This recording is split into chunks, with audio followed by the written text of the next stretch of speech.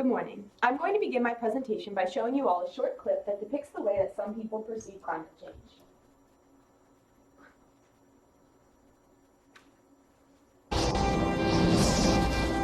Gee, Lisa, looks like tomorrow I'll be shoveling 10 feet of global warming. Global warming can cause weather at both extremes, hot and cold. I see, so you're saying warming makes it colder. Well, aren't you the queen of crazy land? Everything's the opposite of everything. La-di-da-di-da. I'm Lisa Simpson. La-di-da-di-da. Really? Really? All right.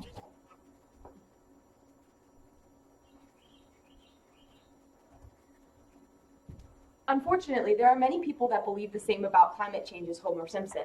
I'm here today to inform you all that climate change is not, in fact, a ridiculous notion, rather a global crisis that needs the world's immediate attention. According to NASA, Earth's average surface temperature has risen approximately 2 degrees Fahrenheit since the late 1800s, and most of the warming has occurred in the past 35 years, with 16 of the 17 warmest years on record occurring since 2001. The oceans on Earth have absorbed much of this heat, with the top 2,300 feet of the ocean showing warming of 0.302 degrees Fahrenheit since 1969. In the last century, global sea level rose about 8 inches. However, the rate in the last 2 decades is nearly double the rate of the last century. This wealth of factual evidence of climate change is all well and good. However, you may be wondering still why exactly such numerically insignificant change in the climate of the Earth matters. Well, it matters because these changes directly affect global health and therefore your health. Rapidly increasing air temperatures are causing infectious diseases to spread for longer periods than ever before, threatening the continental United States and nations all over the world with increased occasions of deadly epidemics. This morning I will first give a brief explanation of climate change and its effects on the Earth's temperature. Then I will explain how natural consequences of climate change, such as the El Niño Southern Oscillation, are increasing air temperature. Lastly, I will connect this to the fostering of the greater spread of infectious diseases that threaten global human health. To start, let's first break down climate change into its very basic definition. Doctors Lu Lang and Peng Gong, professors in the Department of Environmental Science, Policy, and Management at the University of California, Berkeley, define climate change as a general term used to indicate major changes in climate properties such as temperature, precipitation, extreme events, or wind patterns, among others, that persist for an extended period of time. One of these properties, perhaps the most talked about, temperature, comes up in the more specific definition of global warming, which is, as defined by the United States Environmental Protection Agency, the recent and ongoing rise in global average temperature near Earth's surface. It is caused mostly by increasing concentrations of greenhouse gases in the atmosphere, and it causes climate patterns to change. The temperature of Earth is steadily rising with each passing year, and global warming is happening all around us this very moment. According to the EPA, Earth's average temperature has risen by 1.5 degrees Fahrenheit over the past century and is projected to rise another 0.5 to 8.6 degrees Fahrenheit over the next 100 years. So what?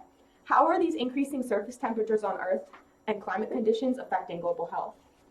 In 2015, the Earth's warming of 0.9 degrees Celsius above the average for the 20th century was the largest margin by which the annual global temperature record has been broken, according to the National Oceanic and Atmospheric Administration.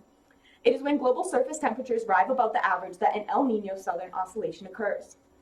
According to Renee Cho, author for the Columbia University Earth Institute scholarly publication State of the Planet, an El Niño is a complex and naturally occurring weather pattern that results when ocean temperatures in the Pacific Ocean near the equator vary from the norm. The El Niño of the global warming record-breaking year of 2015, however, is being deemed a super El Niño, the worst in 15 years. In a typical El Niño year, warm water that is normally pushed toward the western Pacific washes back across, oscillating, piling up on the east side of the Pacific, causing rain and storms. The strongest impacts are felt along the equatorial Pacific. However, they influence climate around the world by influencing high and low pressure systems and precipitation. Warm ocean waters release excess energy in the form of heat into the atmosphere, causing global temperatures to rise even further.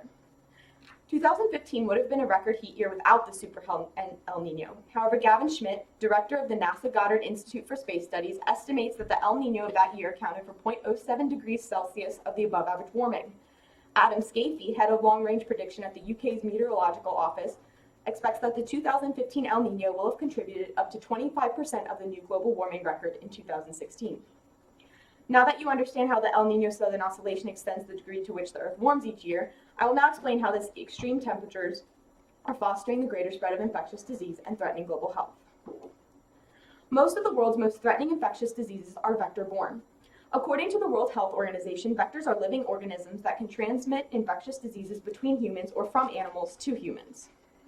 Key determinants of the survival of vectors, according to the World Health Organization, are vector survival and reproduction, the vector's biting rate, and the pathogen's incubation rate once it is ingested into the vector organism. An increasingly common vector is the Aedes aegypti mosquito, a primary transmitter of the Zika virus. Zika virus is known to cause serious birth defects in children associated with mothers who were infected before or during their pregnancy, as reported by the United States Centers for Disease Control and Prevention in 2016.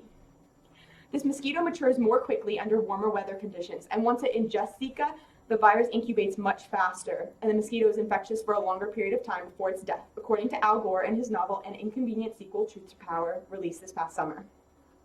The climate change scenarios fostered by increasing global temperatures is only expected to increase and perpetuate. The severity and frequency of strong storms, flooding, and drought brought about by phenomena such as the El Niño Southern Oscillation will alter ecosystems, making environments increasingly suitable locations for transmission and maintenance of infectious diseases that had never been able to survive in these locations before, as evidenced by the research of Gabriela Chavarria, director of the U.S. National Resources Defense Council Science Center, and in her publication, The Human Climate Wildlife Nexus, in the 2010 edition of the Bulletin of Atomic Scientists. Now that you understand how this increased temperatures as a result of climate change-induced phenomena are able to foster the greater spread of infectious diseases, I will now show you the degree to which this spread threatens global human health and your health here in the United States of America. According to a study conducted in 2016 for Environmental International, an accredited academic journal, globally 23% of all deaths in 2012 were attributable to the environment, and an additional 250,000 potential deaths annually from 2030 to 2050. This study yielded data and results from before 2015 and the Super El Nino that it brought with it. It is only logical to assume that such conditions will only worsen with a greater degree of temperature increase that causes extreme weather events and unusual climate patterns. Additionally, information released by the United States Centers for Disease Control and Prevention on September 20th, 2017, shows the estimated range of the Aedes aegypti and Aedes albopictus mosquitoes in the United States based upon a predictive model studying the likelihood of survival of these vectors based on county-level records, historical records, and suitable climate variables. Though the maps do not represent the risk for the spread of disease, specifically Zika, they show an increase in the range and likelihood of survival for these vectors that may carry the disease and be able to transmit it.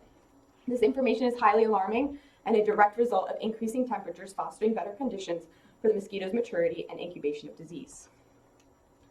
Climate change is a large, complex issue. Its impact on global health is only one of the many consequences it has produced and will continue to produce for mankind and the planet it inhabits. Every one of you have the right to feel alarmed by the information I have presented today, and increasing air temperatures as a direct result of climate change and global warming are causing infectious diseases to spread for longer periods than ever before, threatening the health of billions worldwide. This morning I have given you all a brief explanation of climate change's effects on the Earth's temperature, as well as explanations of how natural consequences of climate change, such as the El Niño Southern Oscillation, are increasing air temperature. I then connected this to the fostering of the greater spread of infectious diseases, namely Zika, that threaten global human health. I encourage you all to further your knowledge of this issue by conducting personal research on the topic I have presented today. As Al Gore states in his novel An Inconvenient Sequel, Truth to Power, at this point in the fight to solve the climate crisis, there are only 3 questions remaining. Must we change? Can we change? And will we change? I have never been more hopeful. Have you?